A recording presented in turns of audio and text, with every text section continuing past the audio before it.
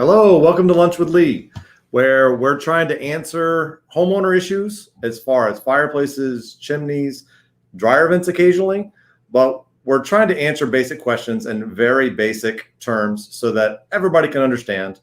And I don't care if you're a chimney expert or a homeowner, it can be explained in very simple terms.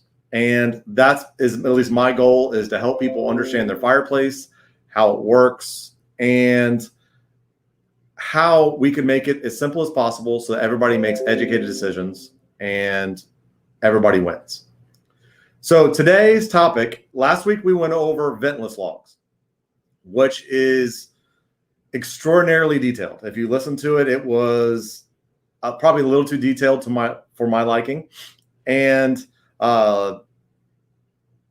today we're talking about vented logs. What is the difference between vent free or ventless and vented logs? And it's very simple. Is vented logs are vented to the outside. They have a pipe, whether it's a masonry or whether it's brick or it's metal, it vents to the outside. All the products of combustion or the smoke, the sparks, the carbon monoxide, all that kind of stuff goes to the outside. And it allows some of that heat to then vent to the outside. That's why it rises. It goes to the outside. So vented logs are, you heard me talk about last week about how the ventless logs are not nearly as attractive as vented logs. So the vented logs are going to have a much dirtier flame, which means it's not as blue. It's going to be more yellow and red and look more realistic, but it's also a dirtier flame. I mean, they have engineers that are designed them to not burn totally efficient. So they don't want it to be horribly inefficient, but they also don't want it to be totally blue flames. So it vents to the outside. So it's going to put off soot just like wood. It's going to put off a lot of different things. In fact, the soot actually is a little, if you're in our industry, you're going to find it's very, very black. It's kind of greasy. And it's got a little more sulfur in it than wood soot, which means it actually, if it gets on your skin, it'll start to tingle. But it's very corrosive. So that's why you don't want to leave it there. And we want to make sure it gets to the outside. But vented logs means the damper has to be open. And as you burn the gas, it has to vent to the outside. So all that stuff doesn't come back into your house. Which brings us to the very first point, which is before you install any gas logs, whether vented, vent free, whatever, you need to have the fireplace inspected. You need to make sure it's built correctly. And you need to make sure it's venting to the outside. In our world, that's called a level 2 inspection. But for homeowners' world, it's a very detailed inspection. Usually it involves a camera system that's put inside to make sure there's no cracks, no holes, nothing weird is going on. So everything that's burnt from the inside, all that soot, sparks, it all goes to the outside. That's a fancy way of, a level 2 inspection is a fancy way of saying inspect everything that you can get your hands on without taking stuff apart with special equipment that goes inside, so we can make sure it all vents to the outside. That's basically what a level 2 inspection is. But anytime you put in gas logs, you need to inspect the fireplace. You'll hear from a lot of different people that a gas log set is what you install when your fireplace is not built correctly, but gas logs do not fix anything at all. So as a homeowner, if you hear that, your little antenna should go up, spidey senses should go off. There's something not right. Because a vented gas log set needs to vent to the outside. It does not fix problems. Sometimes it even disguises problems some. If your chimney's not venting correctly, it could be venting into the room. And with wood, you're going to get more smoke. You're going to know instantaneously something's wrong. You've heard me say, if you smell wood smoke inside your house, anytime you're using it, there's something wrong. It should all vent to the outside. But also with gas, it could be venting into your room and you're less likely to know it. Now, a lot of people have eyes that burn. Just something says it's off. But before you install vented gas logs, make sure that everything is correct and your fireplace is venting correctly. That's one of the biggest mistakes that I find is people just put them in and it's just gas, right? So we'll put them in, we'll burn it. With vented gas logs, you also have the option of doing remote controls. There's all kinds of cool remote controls that do variable flame heights. They'll cycle the fire on and off depending on the temperature in the room. There's all kinds of stuff. Now, anytime you go with remote controls, understand you're putting electronics in a hot environment. You also have batteries. There's all kinds. You put more variables into the equation that can actually go wrong.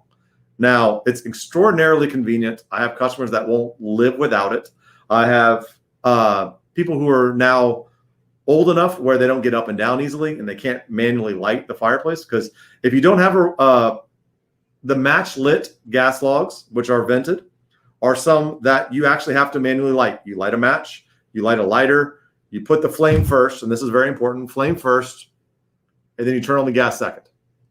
That's extraordinarily, because if you do gas first and flame second and you're a little slow on the take, it gets exciting, and you want to keep this as boring as possible, because it's going to light and create like a little mini explosion depending on how long you've waited to light it. And you want this to be as boring as possible. You want gas first, not gas first, fire first, and then you slowly turn on the gas until it lights little, and then you can turn it up to have more flame. So that's manually lit. The nice thing about the remote control systems is I can be all the way across the other side of the room, click a button. It'll either have a pilot that will light it, or you will start to hear tick, tick, tick, tick, tick as it lights the pilot, and then the main burner will turn on. So that's a couple different types of remote control systems. There's all kinds of types, and you have to make sure they're maintained correctly. The batteries all work. We get more recalls for remote controls than you do match lit systems. There's not a whole lot that can go wrong. It's basically a pipe with some holes. It's a little more complex than that, and you light it and then it lights. So it's very, very simple, and it's less likely to have issues going on with it. So that's a couple different types of vented gas log systems. There's a bunch of manufacturers. Some of them are cheaper, some of them are more expensive, some of them have longer warranties. Some of the ones we sell have lifetime warranties on the logs. Like Home Depot, Lowe's sets are going to be much cheaper, but they're also the logs are not as quality. Also, be very, very careful mixing and matching gas log sets, because you want the burner and the log grate to match the logs so that everything works correctly together. Don't just buy willy-nilly stuff online, or you have an old burner and an old grate and you're just going to throw some new logs on it. Be very, very careful with that, because you're putting stuff together that's not designed to go together. Sometimes it can work, sometimes it can't. But I've seen more bad stuff come from that than good. So always make sure that you have everything matching up, from burner to grate to logs, and they all need to match up, especially when you get to remote controls, because stuff can overheat. So that's a little bit about vented gas logs. You still need to clean chimneys with vented gas logs. Quite often, especially in our market where it's a little warmer, people will use vented logs a lot, because you can turn it on for 15 minutes and then turn it off and then go out to eat. Whereas when you burn wood, it's a commitment. Once you light it, you have to babysit it. You can't just turn it off. Well, with gas logs, that's the huge benefit is I'm ready to go to bed, off, bed. So it's very, very important that we know what kind of logs we have, that they're vented, vent-free, that we're lighting them correctly, whether it's with gas log, with a match or a lighter, or you have a remote control system that automatically lights it. But know exactly how it's done. And if you have any questions, call us. We can educate you, whether it's a virtual kind of appointment or it's us coming out. The one thing we really can't do virtually is, before you install any set, make sure your fireplace and your chimney are working correctly and they're installed correctly, and everything's going to work out. Because even with gas logs, bad stuff can happen. It is fire.